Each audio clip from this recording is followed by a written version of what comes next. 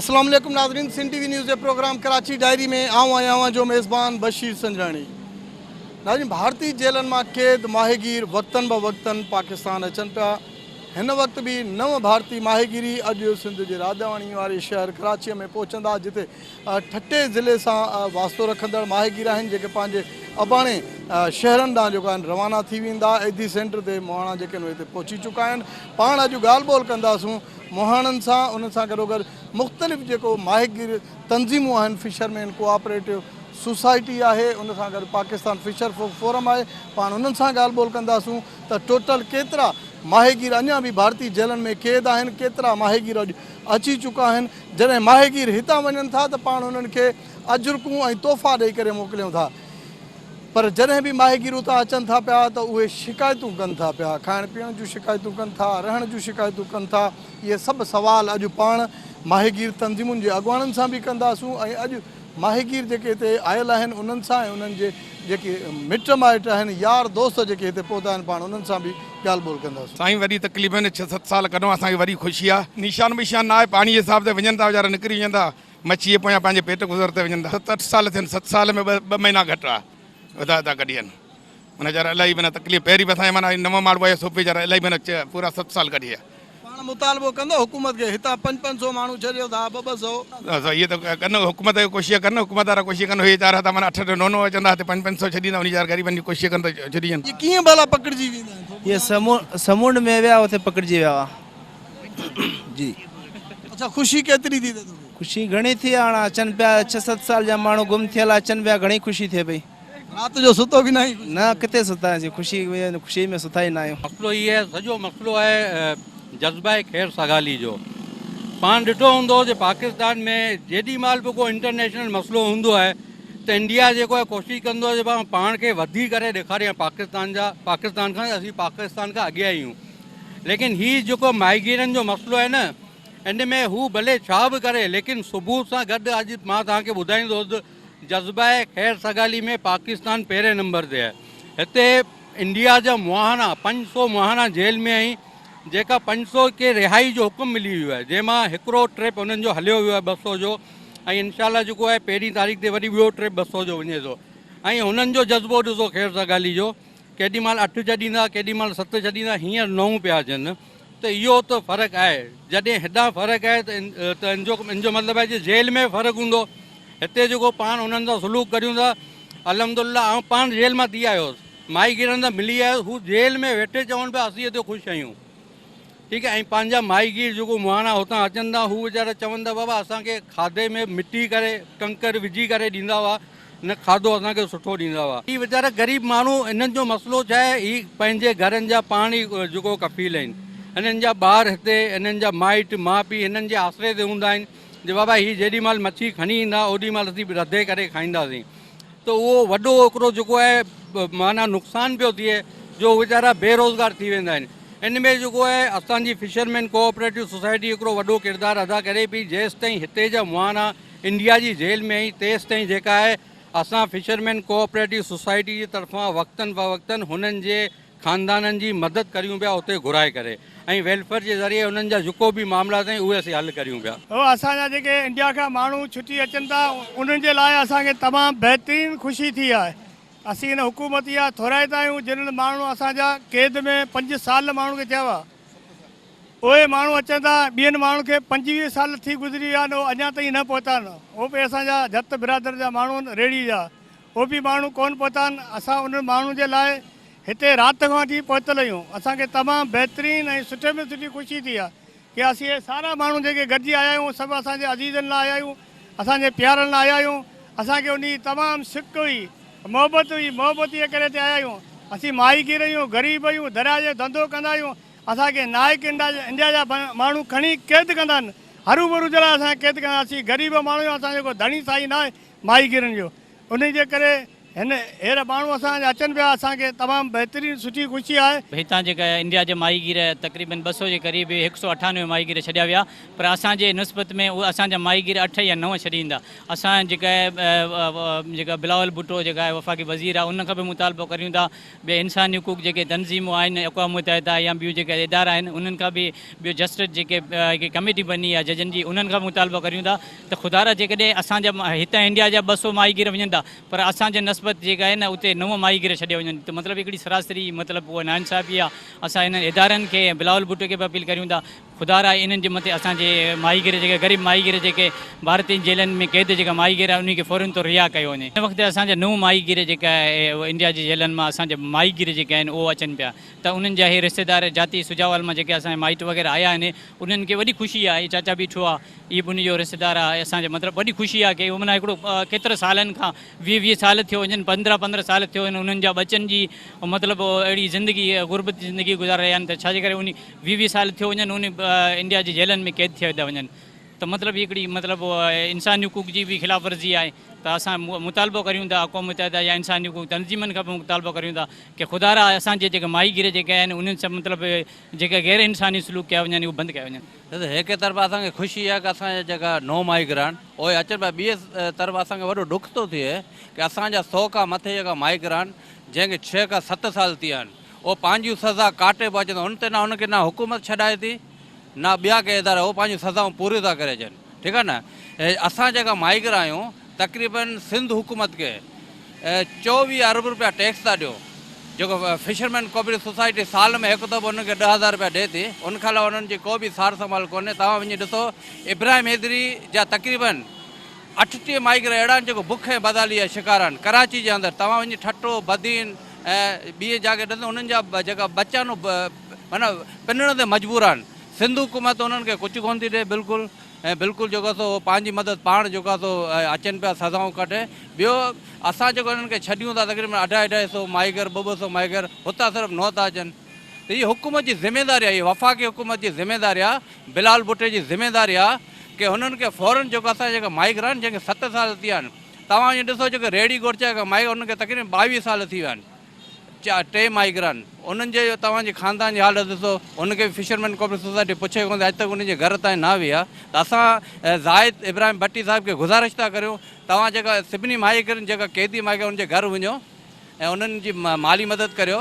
इन खां अलावा जेको रेडी में जेका माहीगीर आहिनि 22 साल थी विया आहिनि, उन्हनि जे घर बि हलिया वञनि बाक़ाइदा, उनजी बि माली मदद की। इस वक्त इंडिया के अंदर जो हमारा स्टेटस था वो था 109 आदमी, और इस वक्त जो रिहा होकर आ रहे हैं वो 9 आदमी। इसके बाद जो है 97 जो है वहाँ पर इंडिया के अंदर रहते हैं और हम उनको वेरीफाइड कर चुके हैं।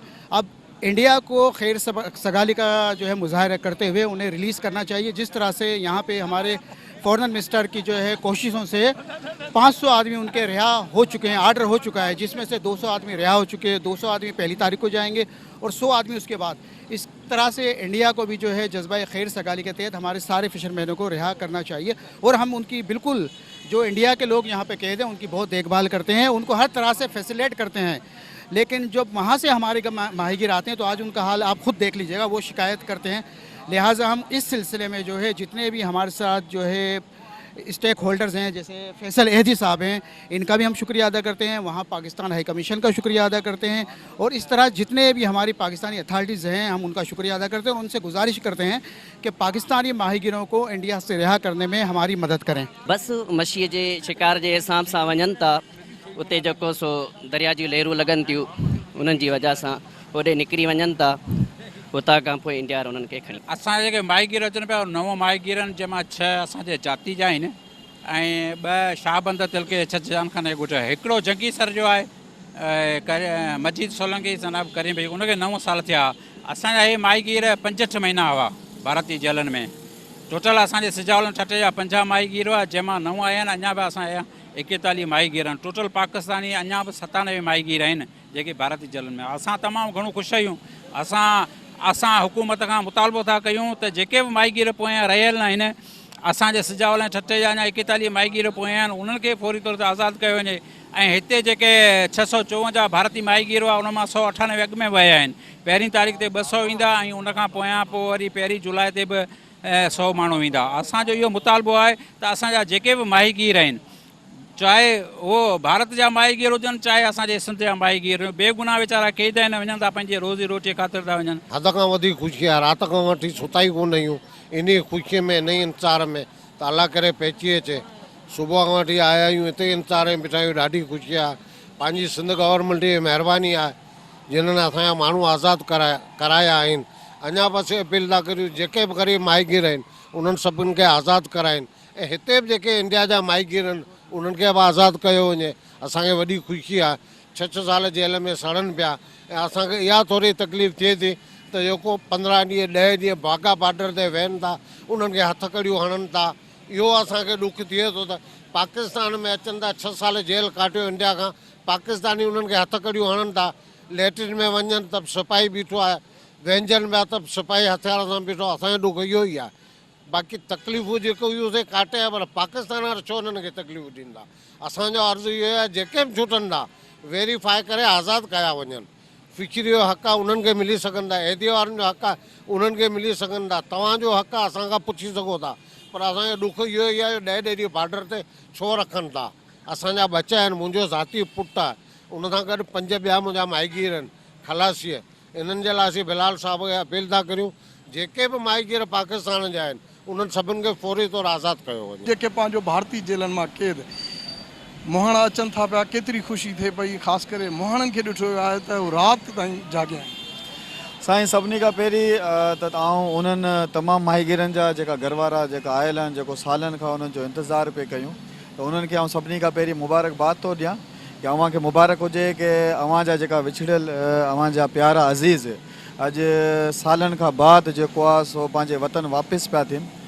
ऐं असांखे ख़ासि तौर ते फिशर फोक फोरम खे त इहा वॾी ख़ुशी आहे, छो त असां जॾहिं खां बुनियादु रखी आहे हिन तंज़ीम जी, तॾहिं खां वठी जेको सो असीं माहीगीरनि जी रहनुमाई करियूं पिया, उन्हनि जे बुनियादी हक़नि ते ॻाल्हायूं पिया। पर ख़ासि तौर ते हीउ जेको आलमी सतह ते इशू हली रहियो आहे क़ैदी माहीगीरनि जो, डिटेन फिशरमैन जो, त हुन ते असांजी शुरू खां वठी हिन ते जाखोड़ रही आहे। असांजूं तहरीकूं हलिया आहिनि, असांजूं हिननि ते मूवमेंट हलिया आहिनि, असांजूं जदोजहद हलियूं आहिनि।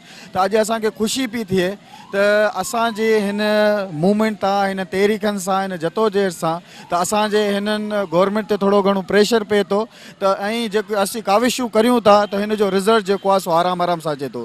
पर इन ॻाल्हि सां गॾु गॾु हिन ॻाल्हि जो ॾुख बि आहे त हिकिड़ी साइड ते असीं एॾी वॾी महिनत कया पिया आहियूं, पर अॼु ताईं बि न सिंध हुकूमत जी तरफ़ां न फेडरल गवर्नमेंट जी तरफ़ां ॿिन्हिनि जेको हुकूमत आहे पाण में गॾिजी वेही जेको आहे सो का अहिड़ी हिकमत अमली जोड़ी कोन आहे जेको हीउ जेको इशू हली रहियो आहे जेको आलमी सतह ते, त हिनखे जेको आहे सो जल्द सां जल्द रिज़ोल्व कयो वञे। ऐं ॿी वॾी ॻाल्हि आहे त अॼु ताईं जेको असीं एॾो लखनि जी तादाद में जेको आहे सो असीं टैक्स पे करियूं था, उनजो असांखे त ज़ीरो प्रॉफिट त असांखे रिसीव थिए थो, पर गॾु गॾु अॼु ताईं असांजे माहीगीरनि खे जेको आहे सो लेबर तस्लीम करे उन्हनि खे उन्हनि जी सोशल सिक्योरिटी ऐं बुनियादी सहूलियतूं कोन ॾिनियूं आहिनि।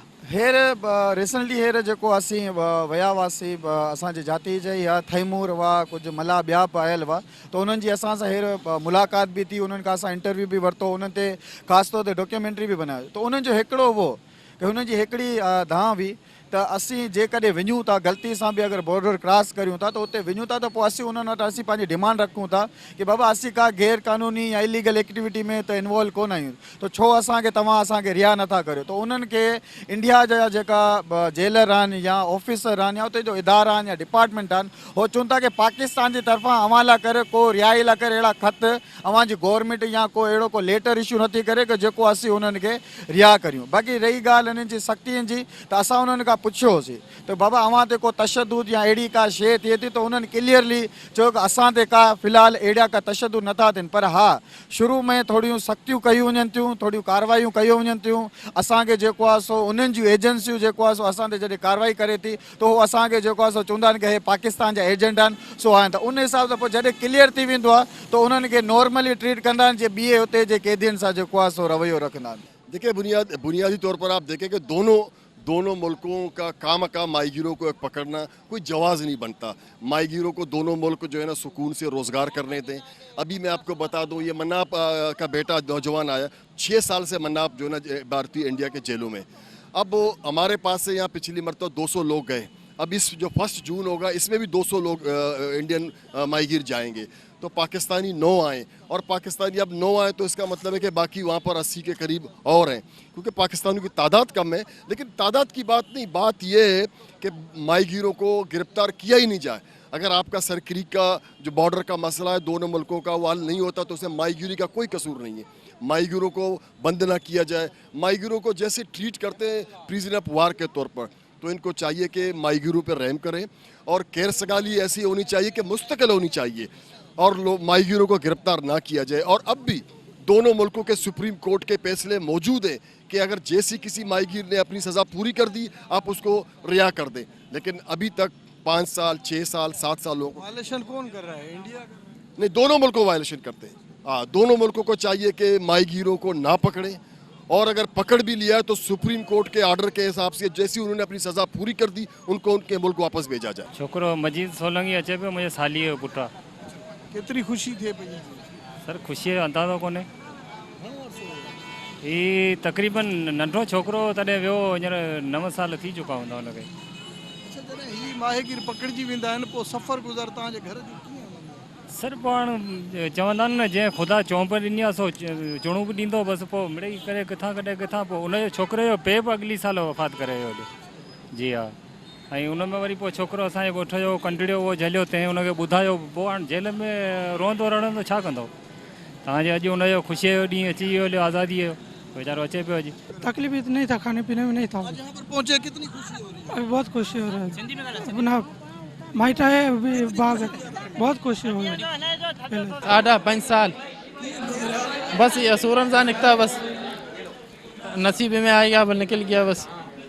हाणे हिते केतिरी ख़ुशी थी? बहुत खुशी थी, बहुत खुशी थी, बहुत।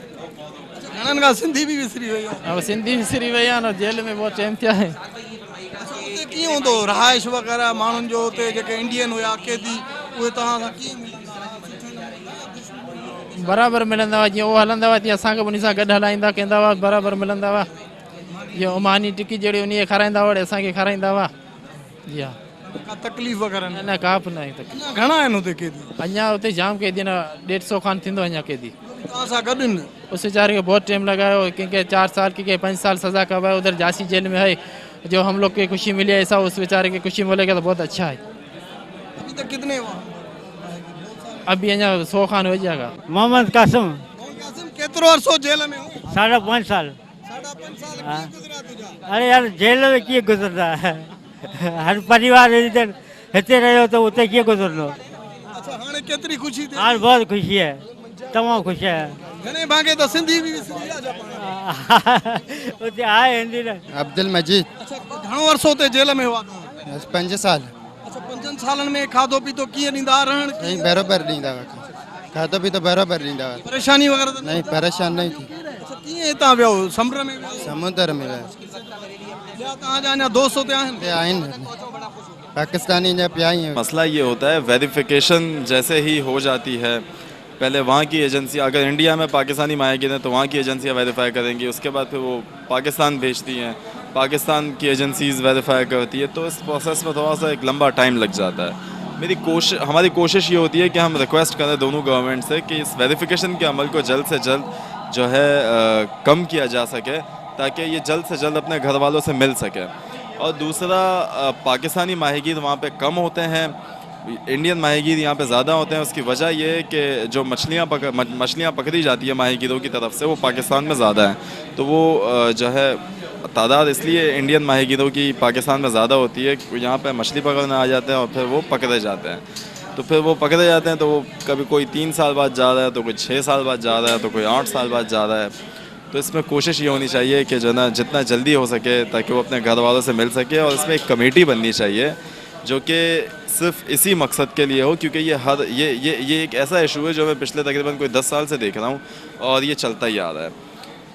कभी इंडियन माहीगीर आ रहे हैं, कभी पाकिस्तानी माहीगीर आ रहे हैं, तो एक कमेटी हो जो कि सिर्फ इसी इशू को एड्रेस करे, इसी इशू को देखे। उसमें कुछ इंडियन मेंबर्स भी होने चाहिए, पाकिस्तानी मेंबर्स भी होने चाहिए, ताकि वेरिफिकेशन का अमल जो है, दूसरी चीज़ें जो हैं वो बहुत जल्द से जल्द हो पाए, और ये जो माहीगीर हैं वो चाहे इंडिया के हों चाहे पाकिस्तान के हों, वो अपने घरों पे जल्द से जल्द जा सकें। जी हिन वक्त असी एदी सेंटर में मौजूद आहियूं जिथे असां सां गॾु फिशरमैन कोऑपरेटिव सोसाइटी जा एडमिनिस्ट्रेटर ज़ाहिद इब्राहिम भट्टी सां गॾु आहिनि। नव मोहाणा जेके आहिनि उहे हिते पहुची चुका आहिनि। अचो त पाण ज़ाहिद इब्राहिम भट्टी सां ॻाल्हि ॿोल कयूं था त टोटल केतिरा मोहाणा आहिनि जेके अञा ताईं भारतीय जेलनि में क़ैद आहिनि। केतिरा मोहाणा आहिनि ऐं केतिरा मोहाणा हिते पहुची चुका आहिनि? सर 9 माहीगीर हिते पहुची चुके हैं, बाक़ी 97 अञा इंडिया जी मुख़्तलिफ़ जेलनि में क़ैद हैं। वक्तन फ़वक्तन असीं इन लाइ करे कोशिशूं करी रहंदा आहियूं। ही सारो शख़्सन जेको बिलावल भुट्टो साहब जेको हुते वज़ीर ख़ारजा कॉन्फ्रेंस थी हुई, उनजी काविश जो नतीजो है गवर्नमेंट ऑफ पाकिस्तान भी 500 माहीगीरनि के रिलीज़ जो ऑर्डर करियो है। जेका 200 माहीगीर इंडिया पहुची विया आहिनि, उनजी जवाब में इंडिया 9 माहीगीर पंहिंजा रिलीज़ कया आहिनि। तो उनसे अञा रिक्वेस्ट करूँ था इंडिया जी जेका पंहिंजा 97 माहीगीर उते ईअं वो भी वापसि रिलीज़ थी पंहिंजी घर पहुचे। नारियो ही मंज़र कहिड़ा मंज़र ईअं त माहीगीर ॾाढा ग़रीब हुजनि था। ॿई गवर्नमेंट से रिक्वेस्ट है त इन लाइ करे अहिड़ी को पॉलिसी बनाए जेको मामूली इनके प्रोसेस में भुगड़े ने वापसि इन जी कंट्री में वापसि मोकिले वञे त सुठो। कहिड़ी ख़ैर सगाली आहे हितां जो का 100-200 मोहाणा वञनि उतां 10, 9, 8 जेके बस इहो त आहे न पाकिस्तान त तव्हांखे ख़बर आहे न पंहिंजा माण्हू पंहिंजी हुकूमत हमेशा जेको उन लाइ करे माहीगीर जेको इंडिया जा हिते क़ैद बि हुजनि था उन खां नारियो हर फैसिलिटीज़ अवेलेबल हुजे थी।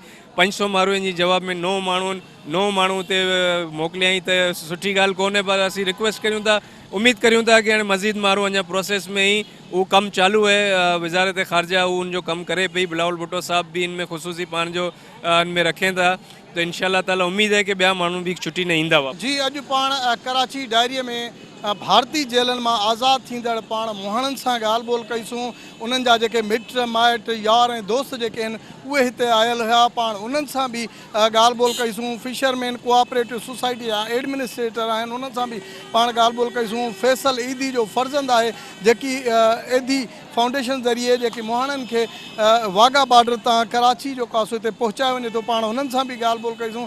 ख़ासि करे मोहाणनि जो चवणु आहे त हू तक़रीबन 5 खां 6 सालनि ताईं उन्हनि जेलनि में क़ैद हुआ। के 15 महीननि खां आहिनि त के 2 सालनि खां आहिनि।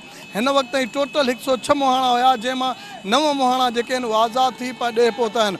जॾहिं त फैसल ईदी जो फर्ज़ंद हुजे तोड़े जो एडमिनिस्ट्रेटर ज़ाहिद इब्राहिम भट्टी जो चवणु हुजे त को अहिड़ो कानून पास कयो वञे, छाकाणि त हितां 200 मोहाणा जेके आहिनि उहे ख़ैर सगाली जे बुनियाद ते उन पोइ इंडिया मोकिलिया वञनि था पिया, पर उतां 9 खां 10 मोहाणा जेके आहिनि उहे हिते ॾे अचनि था पिया।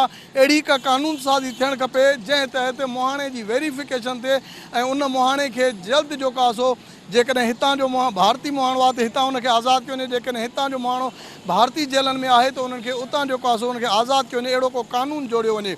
हिन वक़्तु मोहाणा जेके हिते लथा आहिनि, जेके भारतीय जेलनि मां क़ैद हुआ, पंहिंजे मिटनि माइटनि यारनि ऐं दोस्तनि सां मिलण खां पोइ उहे जेके आहिनि उहे रोई वेठा आहिनि। ख़ुशीअ जा उन्हनि जी अखियुनि में जेके आहिनि उहे ॻोढ़ा हुआ, गुलनि जा उन्हनि खे हार वग़ैरह पाराया आहिनि। FCS तरफ़ां उन्हनि खे 20,000 रुपए जा जेके चेक ॾिना विया आहिनि, उन्हनि जी जेका उहा माली मदद कई वई आहे। वॾो ख़ुशीअ वारो माहौल आहे हिन वक़्तु एदी सेंटर जे ॿाहिरां, छाकाणि त काफ़ी मोहाणा अहिड़ा आहिनि जंहिंजो चवणु हुयो त राति खां वठी उहे सुता ई न आहिनि।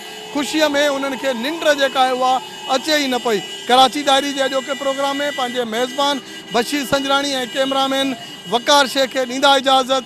अल्लाह भाई।